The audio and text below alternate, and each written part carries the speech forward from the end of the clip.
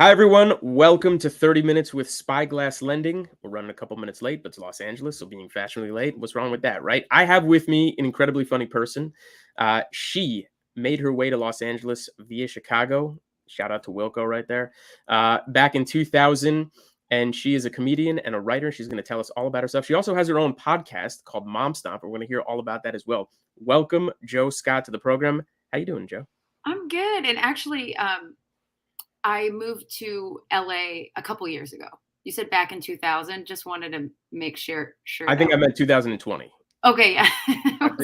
I saw that you had written that in your bio, and I'm like, for whatever reason that stuck in my head. You know why? Because I moved to Los Angeles in 2000, and of course, I just Okay. only think about myself. No, I love it. I just wanted to, in case I say something stupid about LA, I didn't want people to be like, she's been here 20 years. What's Right, happening? like 22 years of this town. That's all you know. Yeah, yeah.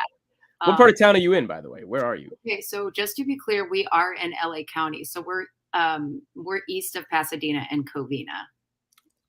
Covina is a lovely spot, and I love how you pronounce that. Don't worry, everybody. We are LA County. We're not San Bernardino. We're not Riverside. LA County is that big. We're still metro. We still just like barely made it, but like a lot of our friends are in LA, and so many of them are like, "Why are you in Covina?" And we're like, literally, that's as close as we could get. Like we tried to get into LA. Like this is. Tell me more. When you say you tried to get in LA, what was the barrier of entry here? The money, honey. Oh yeah, okay, yeah, of course.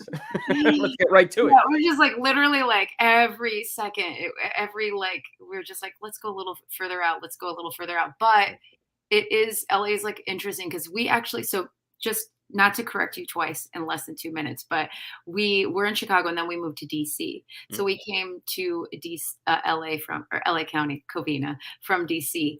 And those cities, both Chicago and DC, when you're in them, you need to be in them, like if you're living in them. And my vibe on LA, and I mean, I'm sure someone in LA would maybe beg to differ, but it doesn't have that same, like, it just feels like it takes forever to get everywhere. There's no like hub of like the downtown for me with LA. So it just was like, we can't afford this. And like everyone's driving everywhere. Like we feel fine about it, but maybe we're just telling ourselves that.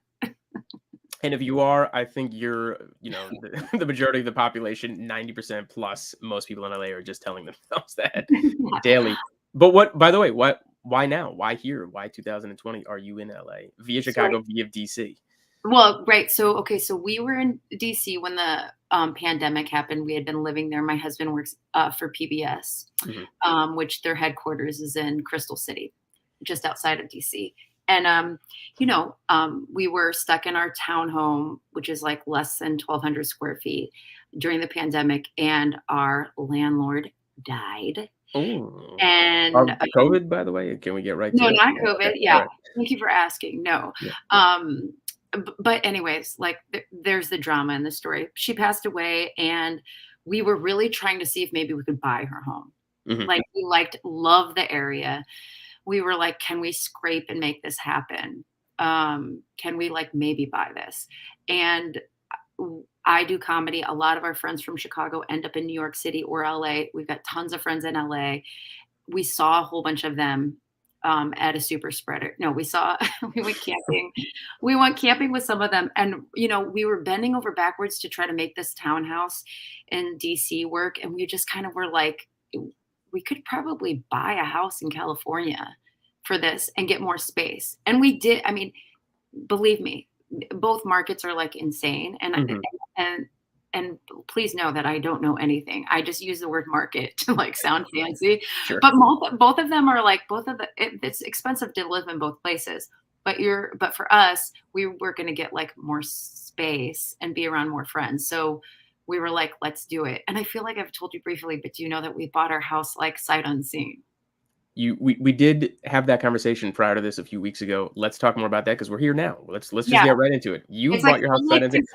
I'm like telling you like you're a priest.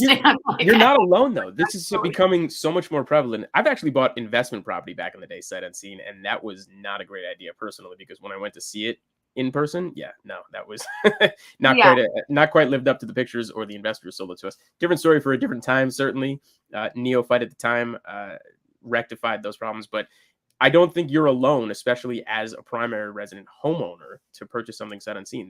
That's becoming more prevalent. And how was the experience for you? So it was okay. So here's where we are. I should also mention we're 42. So my husband was at his limit of like renting. Hmm. In Chicago and DC, he was like there was just like, I don't know, he had some alpha crazy like refused. I was like, let's Airbnb for a couple months, figure out the area, which would have been smarter in hindsight, but not to like, but he was just like, so I can't do it anymore. So he was really, really proactive about this. We got the name of a real estate agent through a friend who lives in the area. And then, Sure. and we vibe with her. The area when we're talking Covina lives in around that Okay. area. No, Okay. we're talking about Eagle Rock. Oh Okay. yeah, Eagle Rock, of We're course. talking about Hip, we chill, the yeah. spot, right? It was like Highland Park adjacent. Got it. yeah, it was beautiful. The real estate agent was honestly really slumming it with us Mhm. and doing their friend a favor. But they were great, and we communicated with them through Marco Polo. Are you familiar with that app? No, tell me more. So Tell the audience more about Marco okay, Polo. Marco Polo is an app. I would say moms, aunts, grandparents love it. It's like it can hold videos, but like doesn't take space on Mhm. your, when you're texting videos back and forth. You can base it's basically they describe themselves as video walkie-talkie. I'm on the iPhone App Store now. Go on. And also this is a sponsored ad. No, it's not. Right. But anyways, so she would go on a house tour, show us all about the house tour, and then we would respond back. So it's like it's not a live call, but it is like a video call and, face to face. And, we could always do a call with her if we wanted to, but she was always Marco Poloing through the house, showing us the house. And that really worked well with us. And we liked that. I guess like the main thing was that we weren't here in person and it didn't feel like important enough for us to fly in. But Yeah. I don't know. We did have a friend do the walkthrough. And And they now told you about all the weird smells and yeah, what the neighbors look like. And yeah. anytime there's something wrong with the house, now we're like, Let's fucking go back. Connor missed this. Go back to of course, the neighbor, right? Like How dare he? no, but no, but it was like, I mean, I don't know what everyone's experience was like for buying a house. To us, it was just like we were scraping, like it was like a dream of Peter's Yep. to like get this house. But it was one of those things, like it was just like fully so crazy. We had never done it. We were like like at first, the first house, we were like, we really like this house. And I remember us being like, let's go 5 over. And by the end, it was like everything was like 100 over, like 50 over, 70 over. It was just like, what do these Okay, people so how many actually people want? and this is back in 2020. How many other offers were on the table that you were up against at the time? There was one house that we like really wanted and we went 75 over and it went for like 150 over and it was like between us and 5 other people and it was just Right. like and it was also like it was like one of those like no inspection. I mean a lot of them, I mean you definitely could speak to it. I don't really know, but Take there away was the like, inspection, take away the appraisal contingency, take away this, give us your blood type and yeah. promises for your third born, that kind of thing. Yeah. So Yeah. But we okay. were so fatigued and we literally were like a bit bidding. Like at first we were like precious with what we put bids on. And then like, it was like everything must go like, put a bid on it, put a bid on it. And this house that we got, literally Erin, she's like, you got it. And we look at each other and I go like, did you like this house? And he goes like, no, did you like this house? And I'm like, I don't think we like this house. And we had like this moment where we have to call Emily and like tell her, Yeah. we don't like this house. And so we like spoke with her urgent. I mean, it was just like, I don't know. She like was really like, I really think this is going to be fine. Mhm. I think she was just like, oh, I'm done here. I'm supposed to be showing you houses in Eagle Rock. Okay. So, Right. Like, how did we get here? how dare you? How long was the process, by the way? How many houses were bids on and how many, like, how long did Oh this my really God, take at from least, start to finish? I think there were like at least probably put bids on 30 houses. I don't know. Is that a 30 lot? houses. A lot. A I lot. mean, you could tell by my reaction, yes, that's a lot. But at the same time, again, not uncommon. And unfortunately, what so many people had to go through. You probably think about all the people who had to drive around on a Sunday or spend the time or have those conversations. I mean, like the fact that you did it sight unseen was probably a little bit easier in that respect because again, it was, you're just doing it on video and then can kind of go back to what you were doing. I think a lot of people spent way more time on the ground, boots on the ground. You're So right. Poor Emily, our real estate agent, was doing all the work, but you're right. Like, this is first, listen, you have to know what we bought with is absolute shit. yeah, And like, and the line out the door to get into this open house for this house was insane. I remember specifically for this one because it was just like kind of far out from where our real estate agent lived. And I felt yeah, so bad because then like she had to drive back in horrible traffic. yeah. So anyways, That's sorry. how, and this has been going on now for, it was happening before 2020, and here we are in 2022, post pandemic. I can't say post pandemic, that's ludicrous of me, but post what we all just obviously went through for 2 years, and it's still just insane. Now, just cresting a little bit, I think the conversation around the market, to use your term, is that, maybe a softening happening on certain houses, but if there's still just a ridiculous short of inventory. Mhm. So this is going to continue for a desirable house for sure. I mean, anything that might otherwise sit on the market needs love, or it's rural. It might, whatever the reason that house is sitting, and it's rare, of course. You might see a softening, but if there is a hot property, it's still gangbusters, especially out here in Los Angeles. It's wild. And I literally was in tears once talking to her because it was like the house we really wanted was that went over like it was like 125,000 more than when it went. I was like, why don't they just ask for that? why, Right? Why didn't you why just are they start with messing that? with us? And she was like, so like, I don't know. I've never seen it like this. This is really wild right Yeah, now. yeah, But I was like so frustrated because I was like, you think, I mean, believe me, it was a learning curve for us. But I definitely felt like, oh, we have a shot at this house. yeah. But I think that what I had to like just recalibrate and just be like, okay, we're not actually looking at $650,000 houses. We're looking at $400,000 houses, or like That we need to pay trash six hundred fifty like thousand dollars for. Yeah. yeah, to like completely like redo. But then while I'm doing this, a friend is buying a home in Michigan. Hmm. And so, I get like her Redfin listing. It's beautiful. It was like literally $175,000 for a mansion. I mean, stained glass windows, wood. I mean, it's amazing. Right. It's still like a work. I mean, they're still working on it, but I mean, wow.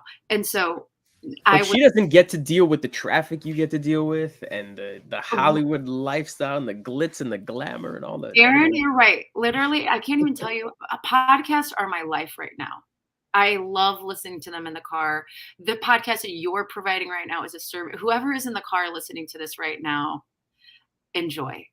Enjoy, enjoy it. Well, and you know what? Let's delve deeper into it, because if they're here and they're listening, they want to know about you. And I Okay. appreciate you giving us your story on what it was like just getting the house out here. But let's hear about Joe Scott. So you were part of the Second City Touring Company back in Chicago, right? The very Yes. famous.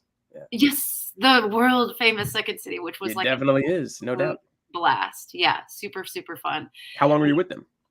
A few years touring, but like working with them for like 5 or 6 years. And then when I moved to DC, I did a review at Woolly Mammoth Theater with Second City. So Second City is everywhere. We Yeah, are everywhere. And you're so watching. Yeah. still, I would never say like I'm officially done with them because they always have like shows pop up Mhm. doing whatever. And it was truly like, it's Is that truly the same for LA? I mean, when they do pop up out here, like you get the call and you're on stage? oh my god, they have like a SWAT. I mean, they have like a million people to choose from, but like, yes, they could call up LA alum anytime. Yeah. And they do. Yeah. You love when But the phone rings. oh my gosh, literally everything is like a yes man. Oh yeah, yep, I can Yeah, do it. the Cause like adrenaline is pumping. I get it. Yeah. well, yeah, it's been a slow start, right? Live theater has been like going back to that has been pretty slow. So there's not like tons, but Yeah. it's coming. It's rolling back in. No doubt. Like everything else. Yeah. It will open up more and more, certainly. Yeah, but that was an absolute blast, and now I'm just, like, in LA, trying to be available for friends' projects, and in the Yeah. meantime, running an open mic at the Elysian, which is in Frogtown, which Okay. I guess is up and coming there. The Frogtown area for sure. That's what But I'm that's hearing. I'm gonna say this. That's a moniker that's been placed on a lot of places for the past 4 decades. This Okay. place, I swear, is up and coming. Okay, so this is important information. This is why people can't think that I've lived here for 20 years because I Right. this is Like, like I'm telling you, I'm in the hot spot, like, kinda on the cusp of Atwater Village out there. Like, you have no idea. It's gonna be unbelievable someday, you know? But no, yeah, you heard that about downtown for the longest time. Obviously, there was a pop down there, and I think that happened after the actual Great Recession. Finally, there was an opportunity for a pop down in downtown because things were so affordable and everybody wanted a different life and lifestyle. But yeah, I mean, look, Frogtown is up and coming. I think everywhere in LA is up and coming, even more. You know, surprise, surprise. I'm on the optimistic side of the fence as to what's going to happen here in the next 10 to 20 years because there's so little inventory. I think there's even going to be more people, more developers, more things that are happening and people descending on here. So everything should feel like it's up and coming. You know, assuming that like, you know, World War III doesn't consume everywhere, or you know, obviously some other massive depression happens again. We might be in for something good. But again, I don't want to sidetrack too much. Second City, and you love podcasts. You have your own podcast. Let's talk about yes. that. Mom Stomp. Mom Stump, right. So that's my girlfriend and I, Annie Donnelly. She just moved from New York City. I just moved from Chicago / DC. So and she's got a 3-year-old and I have 2 8-year-olds, twins. So we're kind of we sell it as we're going around LA and kind of doing different things in LA and giving reviews. And not nice ones always, Aaron. We're telling the damn truth. Tell like it is. Give us some examples. What are we talking about? Like, what are the last Okay, so couple? the kind of like the reason why we started this is we went to an event. I think it's called Heritage Hill, is it? It's Cemetery Lane. They did this thing. It's like these old historic homes in LA. Does it sound right? Heritage something. It sounds right to me. I've never heard of it, but sure. Okay. I feel like Heritage Lane, Heritage Hill. It's these old houses and it's called Cemetery. And they did this thing over Halloween called It's a great name for a show, regardless, whatever. Right or not. Yeah. Yes. Kudos on the name. CBS, Saturday nights at 9. So they have this like Halloween event called Cemetery Lane where they like decorate these old homes and you can go trick or treating. So we're like, oh, cool, let's check that out. And it's like $25 a person. And we're like, I don't know. I mean, I'm like, and see you smiling at me like, okay, why would you need to pay $25 on Halloween? But we were like, oh, maybe this is an LA thing. Like it was. I'm smiling because I'm like, that's inexpensive. That's cheap. Yeah, like we definitely thought it was like gonna be good, and it was like freaking horrible. And we were like, how dare you, LA? But we are like, I should say this. I'm sorry. I know that you keep trying to focus on me, which is like so lovely and such a nice host thing. But like, I mean, we're focusing it. We're learning about you. We're learning about how you think and operate and feel about what you're doing. Yeah. What we do. But I do want to say I freaking love LA. And LA County and Covina, all of it included. I just think it's like awesome. And I was talking to my friend who is from LA. He lived in Chicago he was doing comedy with us. That's how I know him. And then like a month or two after we moved here, we were at the beach and I turned to him and I'm like, it's kind of fucked up that you didn't like try to get us out here earlier. Like it's fucked up. You left us in horrible, cold Chicago where everyone's mad and like, how dare you? And by the way, I love a good F-bomb more than anybody else, but I want to keep it a little cleaner if we can. I mean, we're streaming live. We got Facebook. We might have some kids. I don't know. You know, we're on LinkedIn. You know, the whole thing. But by all means, if you drop it, if you need to. Listen, I'm blushing. I'll never say it again. But the point is like I'm like loving LA. We love it. It's worth every single penny, is what I think. And again, we're not even in LA, but like as close as you can get. It's just there's so much to do here, and and the terrain is like beautiful, and the vibe is great. Like the hustle, I don't know. Maybe you're like, that's a joke, Joe. That's a literal joke, because I feel like what you do is much more intense. But I feel like the hustle and grind here for a performer is different because there's just so much more. There's so many more options. And in Chicago, like the industry is only so big, and it just feels nicer here, and everyone feels, you know, yes, is it fake? I guess, but you're gonna find that anywhere. I'm not like, yeah. Love this fresh perspective on it. Yeah, and why not? Why shouldn't? I mean, Love it. Love hearing this. This is wonderful. I think a lot of people listening would actually like to hear that a transplant's like, I'm having a great experience, whatever it is. And as fake as it is, there's still, to your point, there still feels like there's still a support system somewhat in place, because everybody is here for that reason, right? Not everybody's in Chicago for that reason or DC for that reason, but like, yeah, here you came to Los Angeles, especially if you came to Hollywood, you're looking at the person next to you who's doing something similar to you again, whether it's something else in the entertainment field, right? And feels like, yeah, well, I'm here to make it too, and I hope you do. I hope you make it, and I hope you bring me with you when you do.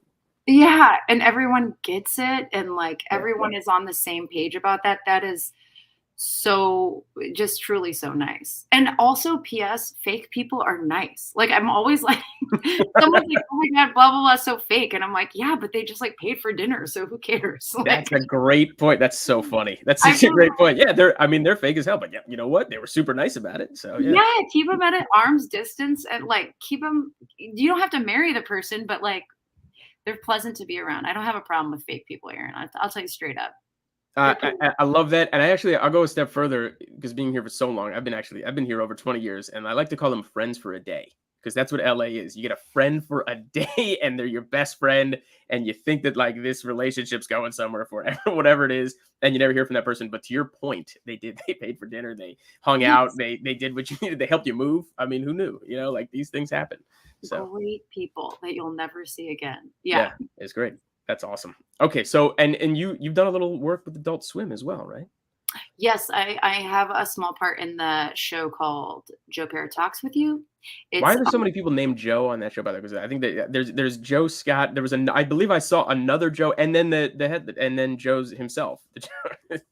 Aaron. How'd that happen? It's insane. I literally think I only got the part because my name is Joe. Like it's Joe is the lead. Joe Firestone is, you know, is his romantic like part like opposite, and she's also a writer on the show. Yeah. There's so many Joes on the show. Like it's incredible and it's a gift. Wait a second. You're a writer as well. That goes along as. Let's talk about that. What are you writing? What have you written? What are you writing now? Just fully all sketch, right? Like leading up in Chicago, all sketch, all sketch, all sketch. Right now, I'm actually working on like a mockumentary with a friend of mine. Do you ever Okay. familiar with mockumentary? They're kind of, I mean, it's like in the same vein as The Office and Parks and Rec, and Yeah. but Tell us anyway, more, or unless you're trying to keep it close to the vest, if you I want to don't know. share. It's kind of like very alt. I don't. It's. I'll tell you. I would love to your reaction actually.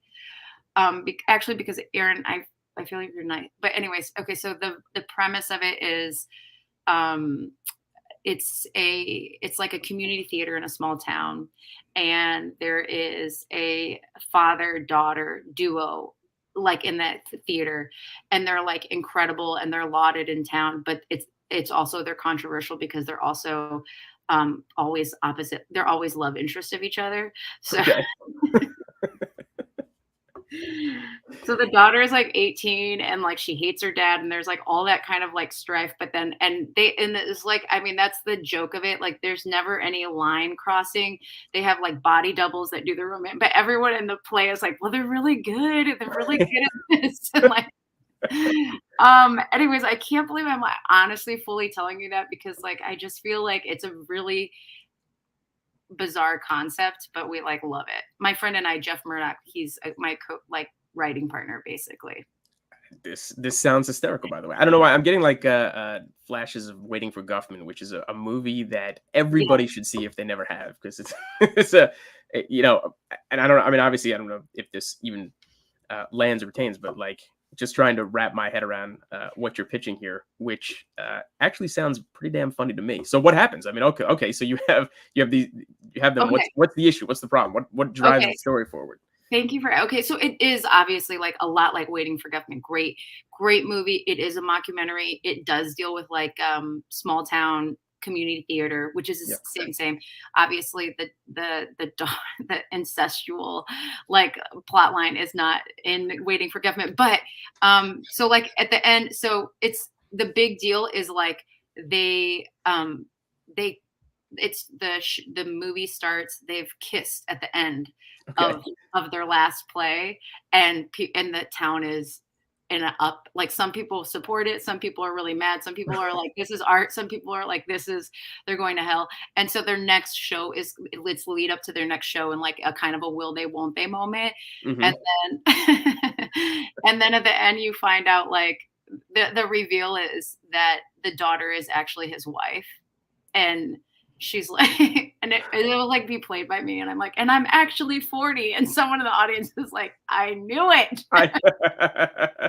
This is funny. This is funny. Okay. But like, I mean, I assume you're making this because it sounds perfect for the temperature of what's going on today, right? Like everybody up in arms about everything all the time. So is that kind of a little bit of what you're talking about here? Like, okay, so and on like the perfect microcosm, like really boiling it down to community theater, what a great stage to kind of talk a little bit about that.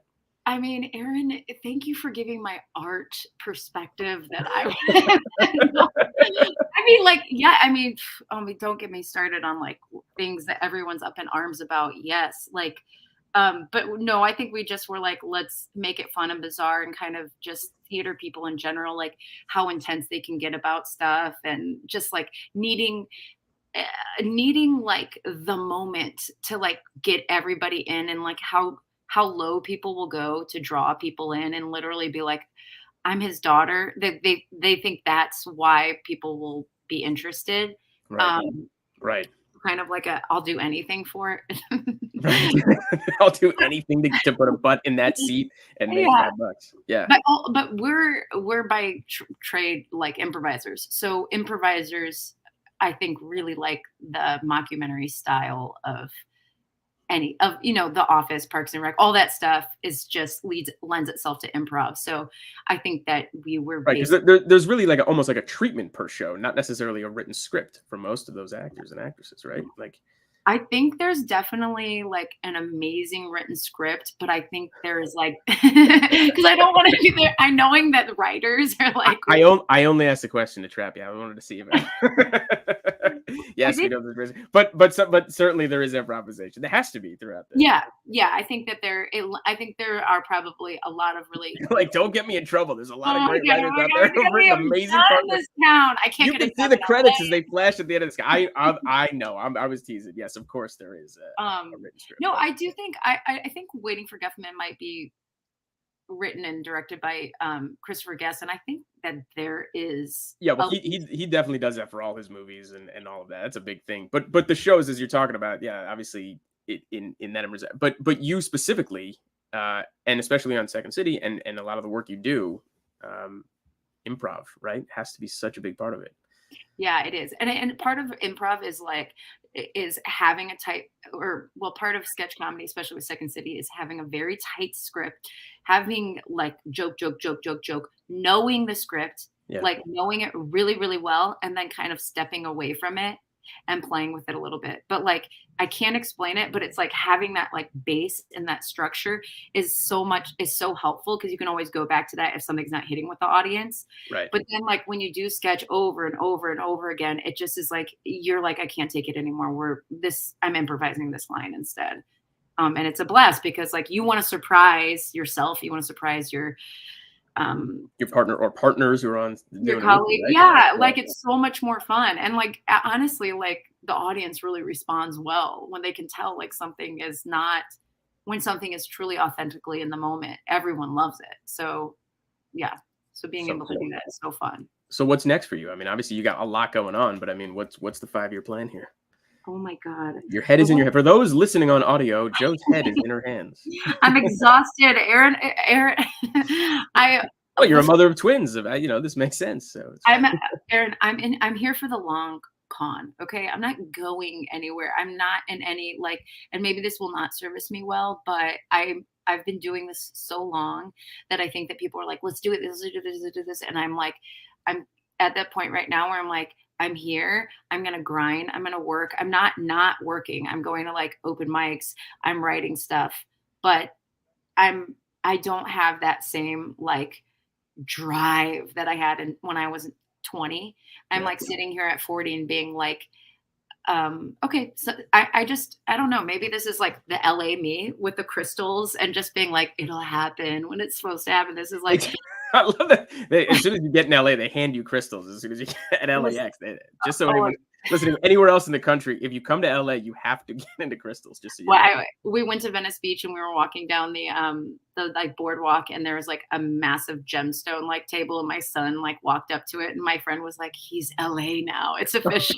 Like he's been drawn to those stones. But I feel like, yeah, I'm just like trying to be available. I think it's like I know a lot of my friends are like, "Oh, I'm working on this and this." But I'm mostly just trying to raise these kids, focused, number one. Fully obsessed with Survivor, number two. Survivor, the show, Aaron. Yes, I've applied like a million times. Someday. You never know. Okay. And then just, Season 49, that's yours. oh my God. You heard it here first. Yeah. I honestly, I'm so like pleasantly surprised we're just talking about me. I feel bad. I hope listen, yes, I will write a movie, Well, okay? listen, With people. okay. I will do all those things. I'm just like not in that like crazy rush. I just really feel like it's all like gonna align and come. And I don't know if maybe performers are like listening to this, young performers are listening to this. In my opinion, you really have to not, it's like you have to be hardworking and competent and confident, but you can't be needy. Like I can't explain it. No one wants to work with a needy person. So like you have to almost not need it, in my opinion. That's like the vibe of it is like once you kind of let it go and as you're not like if I don't get it, I'm gonna like freak or I'm gonna move to a different place. It's like, no, I'm never gonna move. I'm always gonna be here. I'm basically gonna bully people to put me in their stuff, Aaron. Good. That's what gets it done. That's And I how. hope you get all those opportunities. And Yeah. unfortunately, we've run up against our time, but Okay. love that we ended on that.